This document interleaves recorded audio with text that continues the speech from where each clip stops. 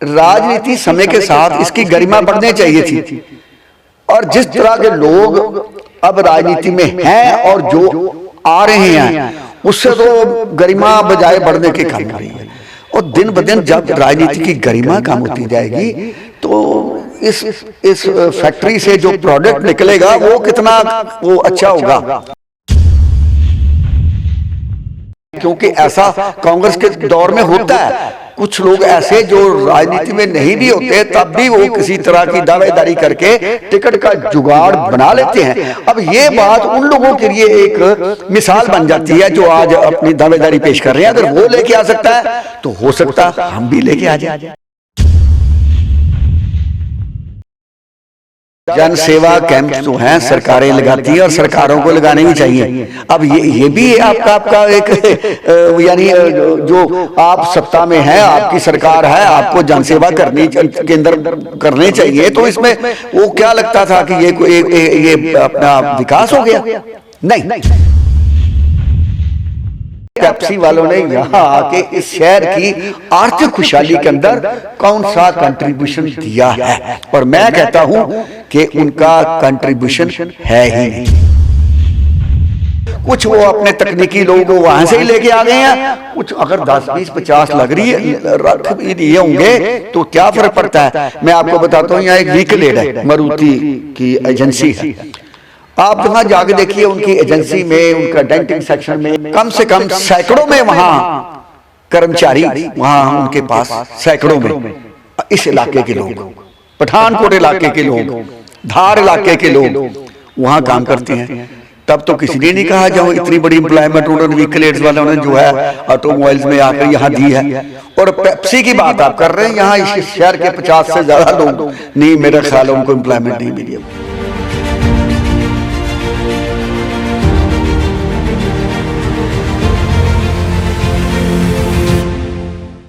नमस्कार दोस्तों, मैं पूनम स्पीड नेशन पंजाब में आप सबका धन्यवाद करती हूं हमसे जुड़ने के लिए। विधानसभा चुनाव 2022 में अब कुछ ही समय शेष है और जैसे जैसे चुनाव समीप आ रहे हैं वैसे वैसे कई पार्टियों की ओर से, कई नेताओं की ओर से बगावती स्वर भी सामने आ रहे हैं और कई ऐसे नेता या ऐसे कार्यकर्ता हैं जो अपनी उम्मीदवारी को भी आगे दिखा रहे हैं कि हम भी विधायक पद के लिए सक्षम हैं। आज इन्हीं मुद्दों को लेकर और ज़िला पठानकोट से जुड़े कुछ मुद्दों को लेकर हमारे साथ पूर्व विधायक अशोक शर्मा साथ में हैं, जिनको शिरोमणि अकाली दल का चुनावी प्रचार इंचार्ज भी बनाया गया है। सर, सबसे पहले तो स्पीड नेशन में आपका धन्यवाद। आपका भी धन्यवाद जो आपने हमें अपनी बात कहने का आज मौका दिया। सर, आज हम ज़िले स्तर की बात करेंगे। जैसे जैसे चुनाव नज़दीक आ रहे हैं कई बगावती जो है स्वर वो उठने शुरू हो चुके हैं। हम भाजपा की बात करें तो इस बार पहली बार ऐसा हो रहा है कि भाजपा के भी 16 उम्मीदवारों के कई नाम सामने आ रहे हैं। कांग्रेस की बात करें तो बहुत ज़्यादा बगावत जो है शुरू हो चुकी है। कई ऐसे पार्षद हैं जो विधायक के खिलाफ है। शिरोमणि अकाली दल की बात करें तो वहाँ पर जो है उम्मीदवारों के नाम घोषित हो गए और प्रचार शुरू हो चुका है। और सबसे पहले आप जिला पठानकोट के जो बगावती स्वर जो शुरू हो गए हैं मौजूदा विधायक को लेकर, उसके बारे में क्या कहोगे? देखिए, मुझे अनुभव है कांग्रेस की कार्यशैली का, क्योंकि एक लंबा चौड़ा अरसा मैं कांग्रेस का कार्यकर्ता और उसके बाद विधायक भी रहा और कांग्रेस के नीतियों के तहत अपने इस प्रदेश में और प्रदेश से बाहर भी जाकर उसके लिए काम किया। इसलिए मुझे इनका खट्टा मीठा सभी अनुभव है। जहाँ तक ये जो बगावती सुर उठ रहे हैं ये कांग्रेस की कार्यशैली है। मतलब हम देखते कभी कभी चुनाव, जब भी चुनाव आते हैं तो कुछ ना कुछ हम कहते हैं बरसाती मेंढक कह दे तो बाहर निकल जाते हैं। मैं बताता हूँ ये करते क्या हैं। ये अब इनके संगठन के अंदर वो जो एक डिसिप्लिन होता है या एक अच्छी कार्यशैली का जो आभास होता है कि हम किसी बहुत बड़ी राष्ट्रीय अपने राजनीतिक पार्टी के सदस्य हैं, वो ऐसा कोई प्रभाव नहीं छोड़ते और ऐसा प्रभाव छोड़ते हैं कि जो लोग अपना कोई कैरियर बनाना चाहते हैं, जिनके पास जिन्होंने थोड़ा बहुत इधर उधर करके अपना जीवन यापन तो ठीक कर लिया और उसके बाद वो अपना कैरियर बनाना चाहते हैं, तो सभी के सभी लोग वो खड़े हो जाते हैं और वो चाहते हैं कि उन्हें ये जो जैसे अपने आप को अब जो राष्ट्रीय पार्टी कहलाने वाली, आज तो राष्ट्रीय पार्टी भी नहीं रही, अभी तो पूरे देश के अंदर सिमट गई है, तो उसको वो लोग जो है वो चले जाते हैं ये मशवरा लेके कि मैं फ़लाँ को जानता हूँ, मैं फ़लाँ नेता को जानता हूँ, मैं दिल्ली में जानता हूँ, मैं बम्बई में जानता हूँ, तो मुझे भी टिकट मिलेगी तो मुझे विधायक बनने का मौका मिले। उनके लिए ये राजनीति नहीं है, कैरियर है। और वो जो कैरियर बनाने का और इसके अंदर छुपी उनकी सत्ता करने की जो लालसा है, वही इतने सारे लोगों को मजबूर करती है कि आप अप्लाई कीजिए। और कांग्रेस का सिस्टम ही ऐसा बन चुका है कि किसी का भी दाव लग सकता है। मगर ये जो बगावती स्वर खड़े हो रहे हैं, वो तो जो हम मेंढकी बरसाती मेंढक जिनको कहते हैं, वो तो हर बार जब चुनाव आते हैं तो सामने आते हैं। मगर कई ऐसे भी हैं जो मौजूदा पार्षद हैं, अगर हम नितिन महाजन लाडी की बात करें तो वो भी अब बगावत पे उतर आए हैं, रोहित कोहलिया वो भी बहुत कुछ बोल रहे हैं। ऐसे कई स्वर हैं जो आहिस्ता आहिस्ता निकल रहे हैं। ऐसा क्यों है? इसके पीछे कारण क्या मानते हैं आप? नहीं, ये अच्छे, इसमें मैं ये नहीं कहता, इनमें जो दावेदार हैं कुछ अच्छे लोग भी हैं, अच्छे नौजवान भी हैं जिन्होंने और उनके जिनके परिवारों ने भी, इन नौजवानों के परिवारों ने भी कांग्रेस के लिए अपने ज़माने में खूब काम किया है। कई नाम आपने गिनाए हैं जिसमें ये नितिन लाडी भी एक नाम है। अच्छा लड़का है, समाज सेवी सोच रखता है, मतलब दावेदारी पेश करना तो कोई बुरी बात नहीं, लेकिन मगर कारण जानना चाहते हैं, कारण क्या है अब विधायक के खिलाफ जाने का? क्योंकि इन लोगों को हमने देखा है कि जब अमित विज जो है विधायक बने थे तो ये लोग उनके गुणगान करते थे। अगर हम सोशल मीडिया पे जाएं या फेसबुक पे जाएं, वो यही कहते थे कि विधायक अमित विज ने बहुत विकास करवाए हैं। मगर अब उनके खिलाफ बगावत क्यों? मैं बताता हूँ, जब वो विधायक बन गए तो फिर नेचुरली सत्ता में आ गए। सत्ता वाली पार्टी का विरोध करना भी जो है वो कोई इतना आसान नहीं होता। तो वो पूरे 4.5 साल उन्होंने भी जो कहा और इन्होंने वो मान भी लिया। मान भी क्या लिया, मानना ही पड़ना था। हर किसी के अपने कोई ना कोई निहित स्वार्थ तो होते हैं। तो ऐसे लोग जो हैं वो फिर उस नब्ज़ पर पूरा हाथ रखते हैं कि वो दूसरे लोग जो फड़फड़ाए ना। और यही 2-3 महीने होते हैं जब पता लगता है कि अब हम अपनी बात कह सकते हैं, और वो जो डर सा जो होता है ना वो निकल गया होता है। तो तब वो सभी लोग जिनके अंदर वो एक छुपा होता है आक्रोश, वो आक्रोश बाहर आता है। ये आक्रोश है। ये कांग्रेस के कैंडिडेट कुछ इस प्रकार का सौहार्द अपने साथ चल रहे वर्कर के साथ नहीं कर पाए। बस उसी का नतीजा है कि आज यहाँ मैं देख रहा हूँ कुछ बोर्ड्स ऐसे लगे हुए हैं, कुछ सोशल मीडिया पे हैं, कुछ वैसे उभर के बाहर आ गए। अगर यही स्थिति है तो मैं समझता हूँ ईश्वर ही मालिक है। पोस्टरों की राजनीति, बैनरों की राजनीति भी हो रही है। कईयों के बैनर लग रहे हैं, कईयों के उखाड़े जा रहे हैं और वो आ जाकर बोलते हैं कि ऐसा। ये और भी घटिया है। देखिए, राजनीति समय के साथ इसकी गरिमा बढ़नी चाहिए थी, और जिस तरह के लोग अब राजनीति में हैं और जो आ रहे हैं उससे तो गरिमा बजाय बढ़ने की कम हो रही है। और दिन ब दिन जब राजनीति की गरिमा कम होती जाएगी तो इस फैक्ट्री से जो प्रोडक्ट निकलेगा वो कितना वो अच्छा होगा।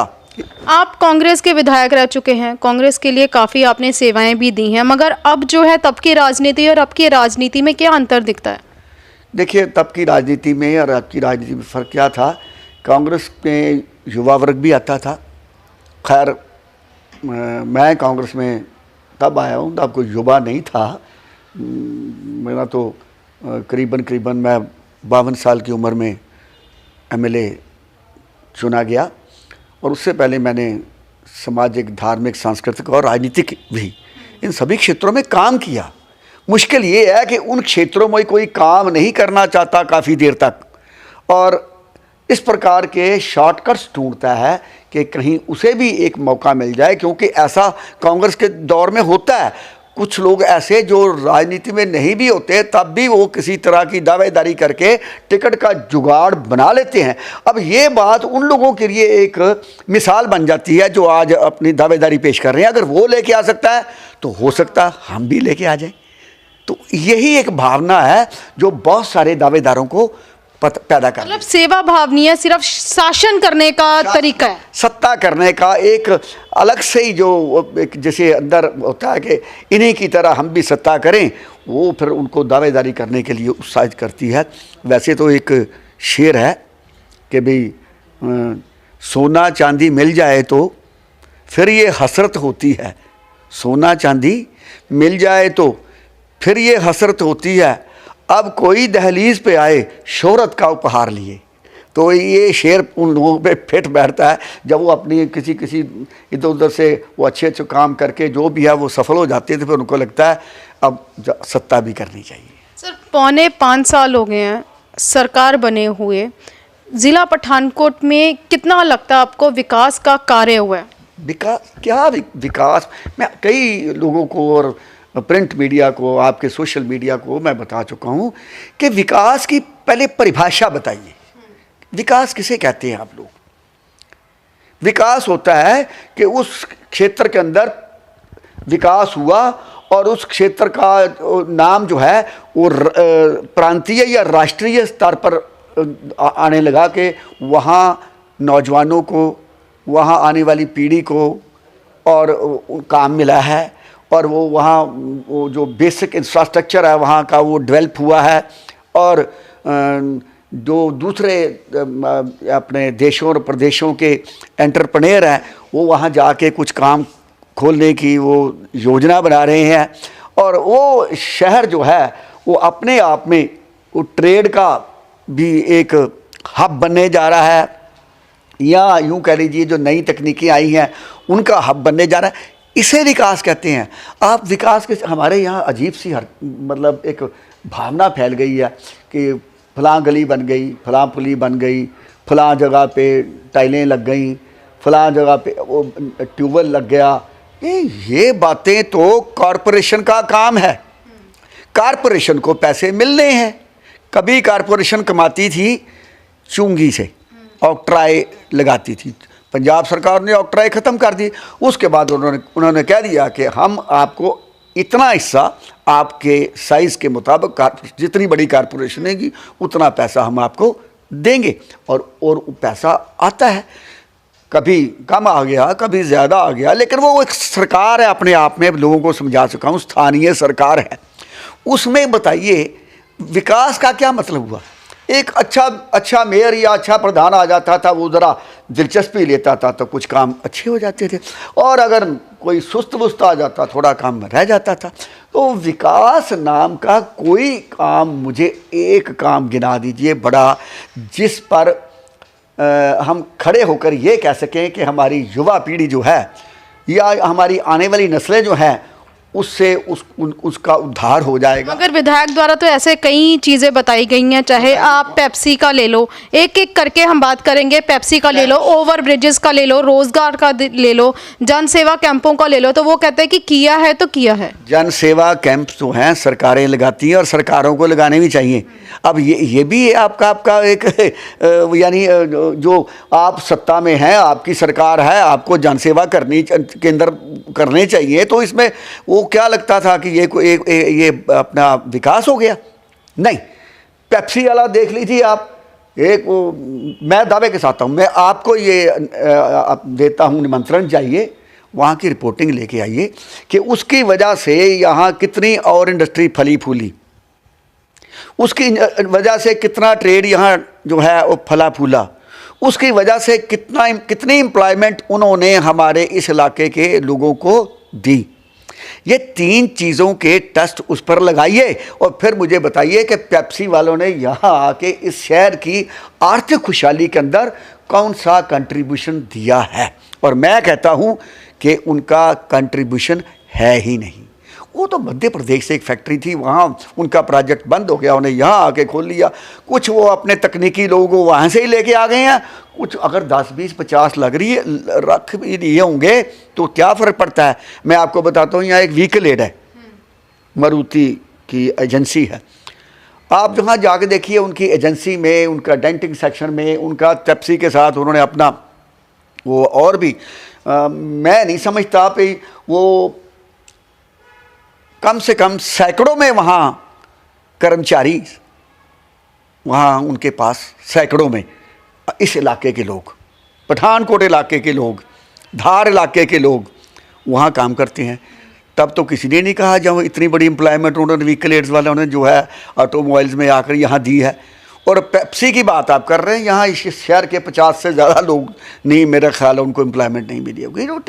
ये ऐसी कहने की बात है। आप ऐसा बताइए कोई जिससे 5 साल आपको मिले, 5 महीने नहीं मिले थे आपको, 5 साल के अंदर कुछ ऐसा जो विधायक को करना चाहिए या फिर कुछ इस तरह का करना चाहिए था कि इस शहर को इस काबिल बना दिया जाता कि दूसरे देशों और प्रदेशों के लोग यहाँ आकर अपनी इन्वेस्टमेंट लगाते, और इन्वेस्टमेंट लगाने के बाद एक आशा की किरण यहाँ के लोगों को दिखाई देती, कुछ उनका कारोबार बढ़ता, कुछ उनको जैसे कहते हैं ना एंसिलियरी इंडस्ट्री और एंसिलियरी ट्रेड, कोई बड़ा ट्रेड खुलता तो उसके साथ छोटे छोटे ट्रेड भी खुलते। तो आपके अनुरूप विकास हुआ ही नहीं? विकास हुआ ही नहीं। आप किसे विकास, मैं इन चीज़ों को विकास, क्या पहले यहाँ सड़कों पर वो लुक नहीं पड़ती थी? क्या जितना शहर का इंफ्रास्ट्रक्चर था इससे पहले कभी 10-20 हज़ार का शहर था, फिर लाखों का बना, फिर 2 लाख का बना, 3 लाख का। क्या इससे पहले, मैं नहीं मानता, मेरे विरोधी रहे होंगे, चाहे पंडित मोहनलाल ने यहाँ कोई सड़कें नहीं बनवाई होंगी, अश्विनी जी ने कोई काम नहीं किया होगा, या उससे पहले वो मिस्टर पल्ला ने कुछ ही नहीं किया होगा। तो कहने के लिए जो जो वहाँ बन के आते हैं वो एहसान नहीं है, उनकी जिम्मेदारी है, उनको अपनी भूमिका निभानी चाहिए और छोड़ के जाना चाहिए कि इतिहास के उन्होंने ये किया। इन्होंने भी अगर 1-2 काम कुछ किए हैं तो वो क्या थे? जिस बात का सपना दिखाया था कांग्रेस ने झूठ बोला प्रांतीय स्तर पर कि सबको नौकरी, नहीं तो 2500 रुपया महीना हर जो है अनएम्प्लॉयड को मिलेगा। हुआ पूरा? आज उसकी एक्सप्लेनेशन को देता है? नहीं। इन्होंने यहाँ बोला था कि यहाँ 15,000 करोड़ रुपए की इन्वेस्टमेंट आएगी और 10,000 के लिए एम्प्लॉयमेंट होगी। वो कहाँ है?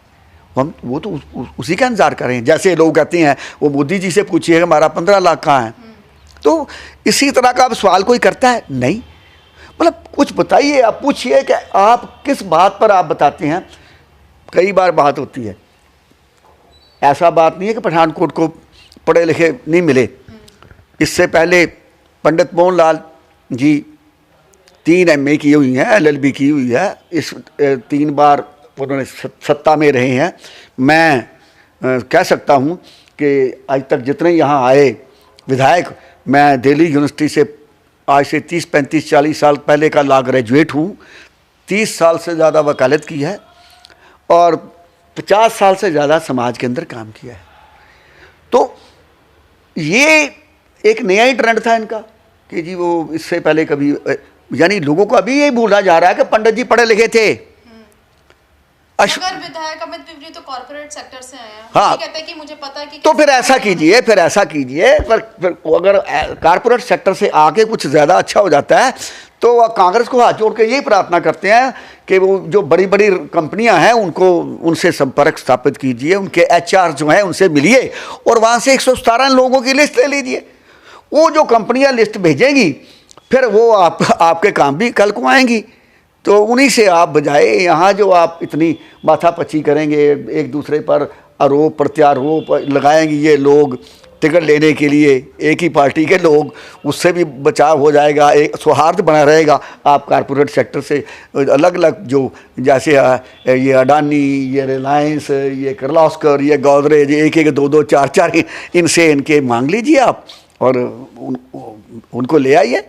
तो अगर कांग्रेस ने विकास नहीं कराया तो क्या भाजपा ने अपने वक्त पर विकास करवाया था जब अश्विनी शर्मा यहाँ पर विधायक थे? क्योंकि कुछ दिन पहले उन्होंने एक प्रेस वार्ता की है कि मुझे बताएं कि विधायक अमित विज ने कितने विकास के कराए। विकास तो मैंने कराया था, जिला बनाया था मैंने, मिनी सेक्रेटरीट बनाया था मैंने, ऑडिटोरियम बनाया था।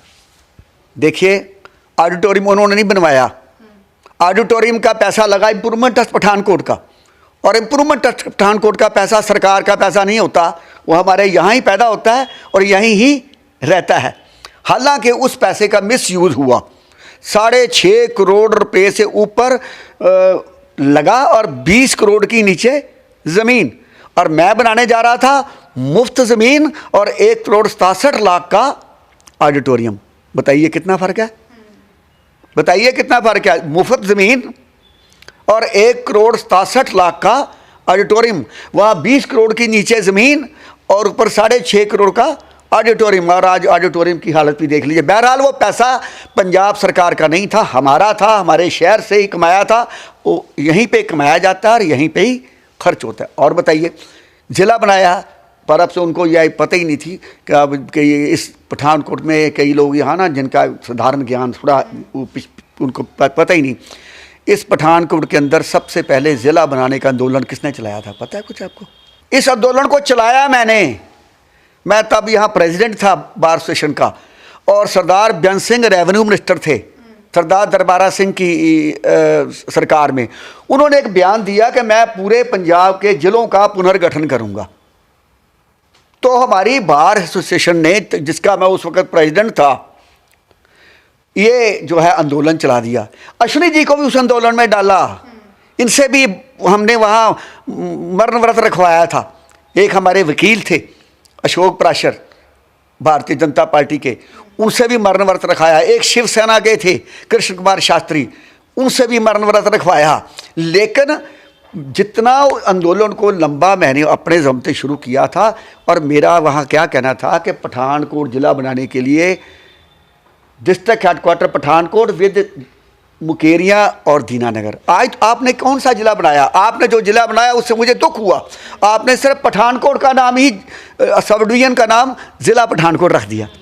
तो फिर क्या ये कोई, अगर इसके साथ इसमें और कुछ एरिया जोड़ के इसे ज़िले की शक्ल दी जाती तो यकीनन इसका रेवेन्यू भी बढ़ता और इसका स्कोप भी बढ़ता। लेकिन स्कोप बढ़ता कैसे? बढ़ना ही नहीं था। सब डिवीज़न पठानकोट का एक वो उसको नाम दे दिया, क्या? ज़िला पठानकोट। बस फिर क्या क्लेम है ये? तो अगर आपने ये सब कुछ करवाया तो लोगों ने फिर आप पर क्यों नहीं अपना जताया कि हाँ जी अशोक शर्मा ने ये करवाया तो उनको दोबारा भी विधायक बनना चाहता था? 2017 में आपने लड़ा, मगर उतने वोट क्यों नहीं मिले फिर लोगों के? देखिए, ये कोई बात नहीं होती। मैं लगातार चुनाव लड़ रहा हूँ, मैं चुनाव, और मैं अपने ढंग से चुनाव लड़ता हूँ सबके साथ। वो ऐसी बात नहीं, लोगों ने मुझे प्यार मोहब्बत बहुत किया है, मेरे साथ मुझे बड़ी इज्जत दी है। और 2007 में तो मुझे चक्रव्यूह में अभिमन्यु की तरह, अभिमन्यु बहुत बहादुर था, मारा कैसे गया? वो मारा ही गया। जब सब लोगों ने उसको घेर लिया तो घेर के मार दिया। उनको पता था कि ये 2007 भी जीत गया तो 30-40 साल ये तो आप अभिमन्यु थे, तो घेरने वाले कौन थे? मेरी पार्टी के लोग थे। हालांकि वो मदद तब कुछ उन्होंने अपने कैंडिडेट खड़े कर दिए मेरी पार्टी के लोगों ने, कुछ उन्होंने वो जो मेरे जो विरोधी थे, विरोधी पार्टी वाले, उनका तो बनता है हमसे, उनकी भी साठ-गांठ रखी। जहाँ जहाँ से जो कुछ मिल सकता था, तो 23-24 हज़ार करीब के करीब वोट वो ले गए। कौन? ये सभी लोग जिन्होंने अभिमन्यु को घेर लिया था। तो मैं मात्र 8,500, जैसे 4,500 का फ़र्क कहते हैं, मैं मात्र उससे हरा हूँ अकेला। तब मैं अभिमन्यु था 2007 में, तो मार दिया उन्होंने को। तो 12 में मैंने फिर कांग्रेस को भी दंड दे दिया, जितने वोट कांग्रेस लेके गई उतने में आज़ाद ले गया, इसमें क्या। तो 17 में जो कारण है मैं आपको बता नहीं सकता, वो मेरी लाचारी है। वो क्या हुआ उस पर भी मैं जनता का दोष नहीं लगाता। लेकिन दूसरी तरफ मैं पूछता भी हूँ कि भाई, जब जनता ये कहती है कि कारपोरेट सेक्टर से या किसी और सेक्टर से जो राजनीति में नहीं है वो टिकट लेके आके विधायक बन सकता है, तो आप तो एक संदेश तो आपने दे ही दिया, सब लोगों को दे दिया ना। उसको बना दिया, हम भी खुश। जिसको बना दिया वो हमारा नेता है। अगर देख लिए तो है तो हमारे शहर का ही नेता ना वो, ये तो नहीं कांग्रेसियों का नेता नहीं है। अब जब तक नया नेता कोई आता नहीं तो वो हमारा नेता है।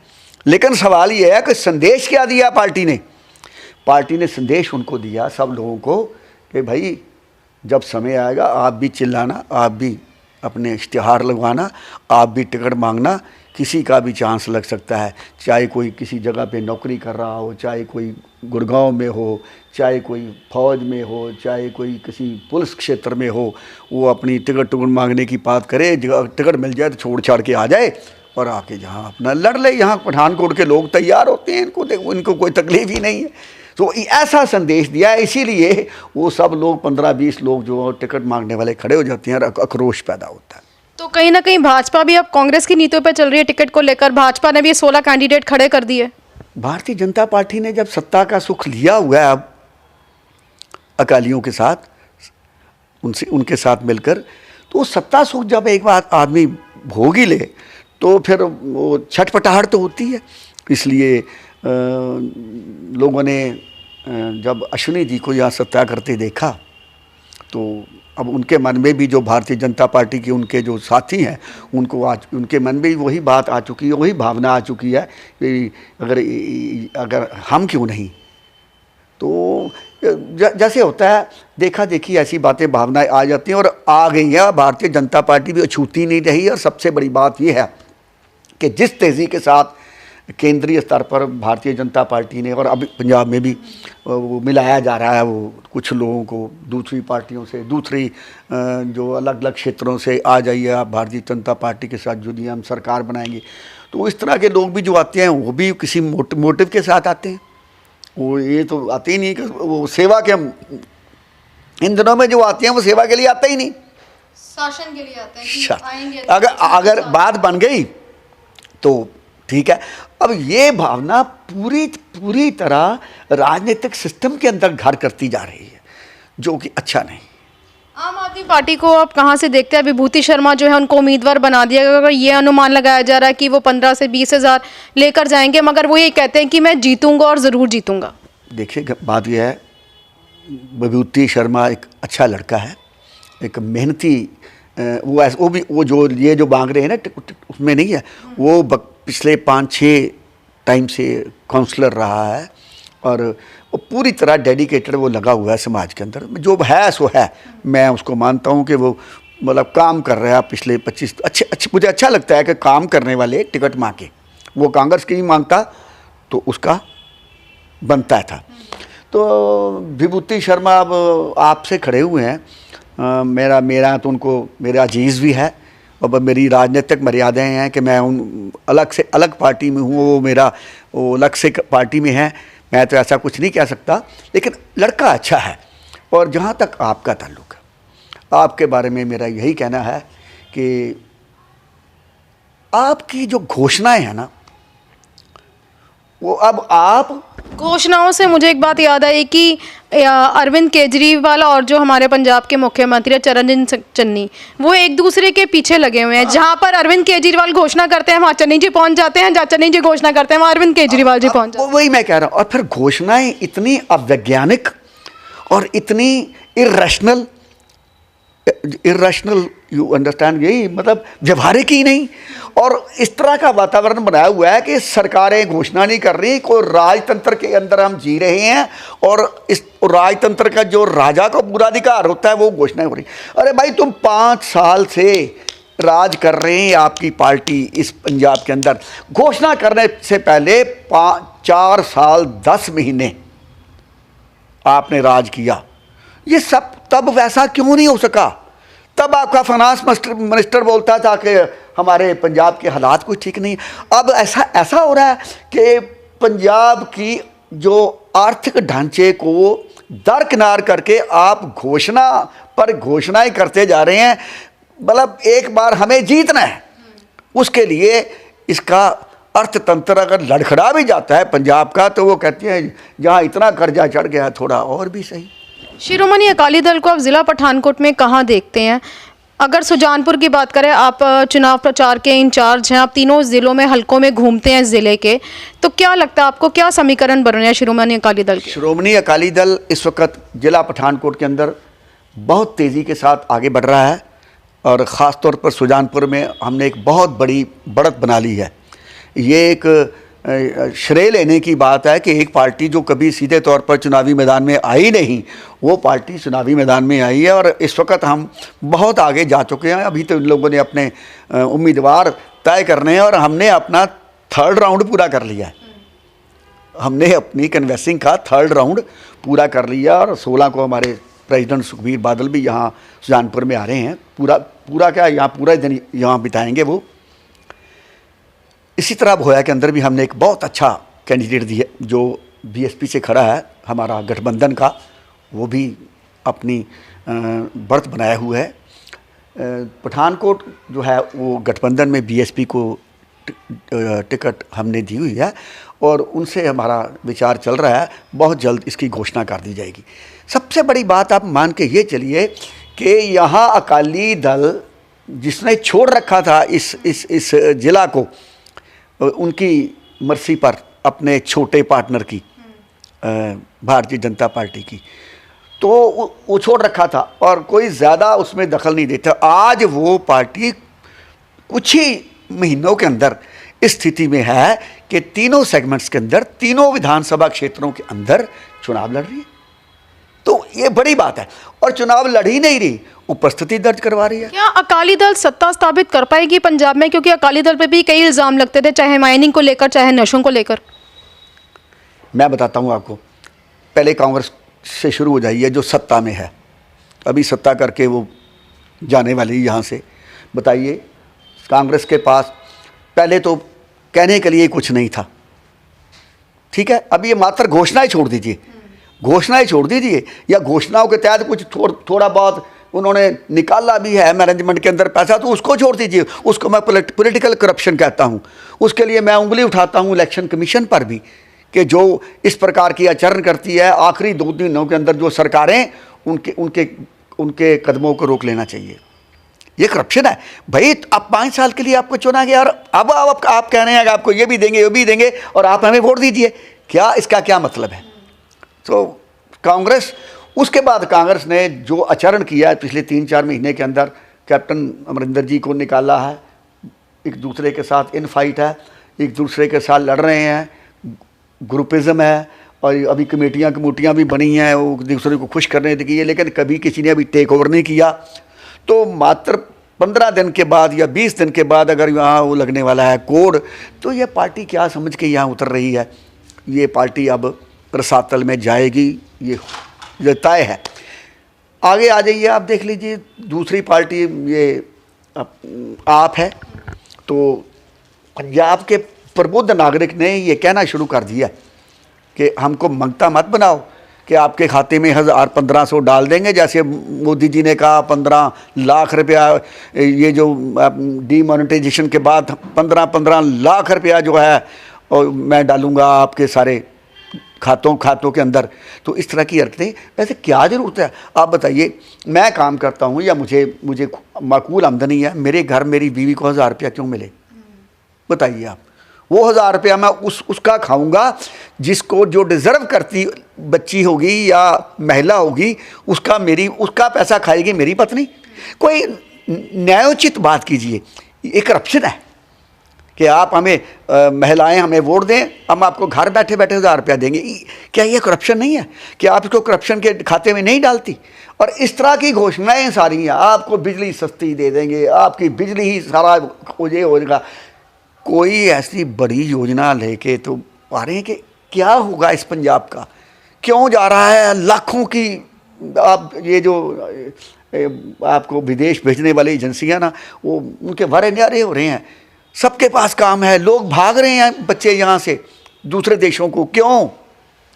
अपना प्रबुद्ध नागरिक भाग रहे हैं, अपने बच्चे भाग रहे हैं, पढ़े लिखे नौजवान जिनको अपने प्रदेश को कंट्रीब्यूट करना चाहिए था, वो भाग रहे हैं। तो शिरोमणि अकाली दल क्या ऐसा लेकर आएगी अगर सत्ता में आएगी? करेक्ट। शिरोमणि अकाली दल ने 10 साल के अंदर इंफ्रास्ट्रक्चर को डेवलप किया। अब आप देख रहे हैं ना, अश्विनी जी जिसे कहते हैं कि मैंने ज़िला बनाया, लेकिन उन्होंने ज़िला तो उन्होंने उनकी बात मांग मान ली, उन्होंने अकाली दल ने बना लीजिए, आप हमारे पार्टनर हैं। लेकिन उन्होंने सिर्फ इसी ज़िले को नहीं, और भी बहुत सारे ज़िले बनाए और पूरे प्रदेश के अंदर इंफ्रास्ट्रक्चर उठाया, यानी मिनी सेक्रेटरीज बनाई। तो पूरे पंजाब के लिए बनी है, उस पॉलिसी के अंदर यहाँ भी बनी है। तो कौन सा वो बवाल खड़ा हो गया? कोई नई चीज़ होती ना। सारे पठानकोट को मूर्ख बना के रख दिया, बजाय गवर्नमेंट कॉलेज और यूनिवर्सिटी कॉलेज ले आए। यूनिवर्सिटी कॉलेज आया तो ये 3 कॉलेज जो चल रहे थे अच्छे भले, वो जो है वो बीमार हो गए। एक कॉलेज पर तो अभी वो सरकार काबिज हो गई है, और जो दूसरे ये रमा देवी और ये आर्या गर्ल्स कॉलेज और एसटी कॉलेज है, आप उनकी मैनेजमेंट से जाके पूछ लीजिए, उनकी बुरी हालत है। वो they are not in a position to run the colleges. अगर यूनिवर्सिटी कॉलेज ही लाना था तो फिर जरूर वो रहने देना था, वो चलते रहते।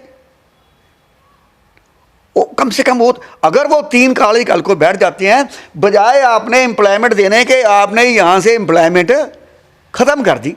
मतलब अगर वो तीनों कॉलेजेस बैठती हैं तो कितनी लोग जो हैं वो जो एम्प्लॉयमेंट से वंचित हो जाएंगे। तो क्या क्या किया हमें, इसे कहते हैं कि आप लोगों को मूर्ख मत समझिए। विकास की बात यहाँ कोई नहीं करता, सिर्फ विकास इस दृष्टि से किए जाते हैं कि अभी मुझे कहने का मौका मिले कि मैंने ये करवाया और आप मुझे वोट दीजिए, बस। ये वोट चाहिए हमें राजनीतिकों को, लेकिन हर काम इस नुक्ता निगाह से नहीं करना चाहिए कि इससे सिर्फ हमें वोट मिल रहा है या हमने बड़े बड़े भाषण देने हैं कि मैंने आपके लिए ये कर दिया या वो कर दिया या कर दिया।